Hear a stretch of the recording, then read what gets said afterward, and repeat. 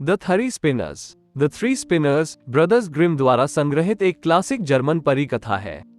कहानी एक आलसी और धोखेबाज लड़की के इर्द गिर्द घूमती है, जिसे रानी द्वारा भूसे को सोना बनाने का काम सौंपा जाता है। एक असंभव चुनौती का सामना करते हुए लड़की को 3 रहस्यमय स्पिनरों से अप्रत्याशित मदद मिलती है। कहानी की शुरुआत लड़की द्वारा कताई करते समय अपनी उंगली चुभने से होती है, जिसके कारण वह अपनी मां से चोट की उत्पत्ति के बारे में झूठ बोलती है। रानी हंगामा सुन लेती है और लड़की को भूसे से भरे कमरे को सोने में बदलकर खुद को साबित करने का मौका देती है।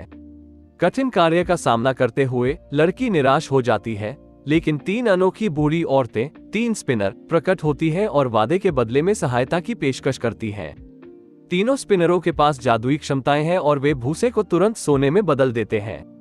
रानी चमत्कारी परिवर्तन से प्रभावित होकर लड़की को और भी अधिक मात्रा में भूसा घुमाने के लिए देने का निर्णय लेती है और सफल या असफल होने पर उसे पुरस्कार और धमकियां देने का वादा करती है। एक बार फिर 3 स्पिनर लड़की के वादे पर उसकी सहायता के लिए आते हैं। जैसे ही लड़की खुद रानी बन जाती है, उसका धोखा उसे पकड़ लेता है। 3 स्पिनर अपने वादा किए गए इनाम, रानी के पहले जन्मे बच्चे का दावा करने के लिए लौटते हैं। अपने बच्चे को खोने की संभावना का सामना करते हुए रानी दया की भीख मांगती है। आश्चर्यजनक रूप से स्पिनर रानी को अपने बच्चे को बचाने का मौका देते हैं यदि वो 3 दिनों के भीतर उनके नामों का अनुमान लगा सकती है। नामों की खोज करने के लिए उत्सुक रानी जानकारी प्राप्त करने के लिए एक दूत भेजती है। संदेशवाहक जंगल में घूम रहे स्पिनरों से टकराता है और उनके नामों को एक चंचल कविता में गाते हुए सुनता है। इस ज्ञान के साथ रानी सफलतापूर्वक उनके नामों का अनुमान लगाती है और अपने बच्चे को उस भाग्य से बचाती है जिसका उसने वादा किया था।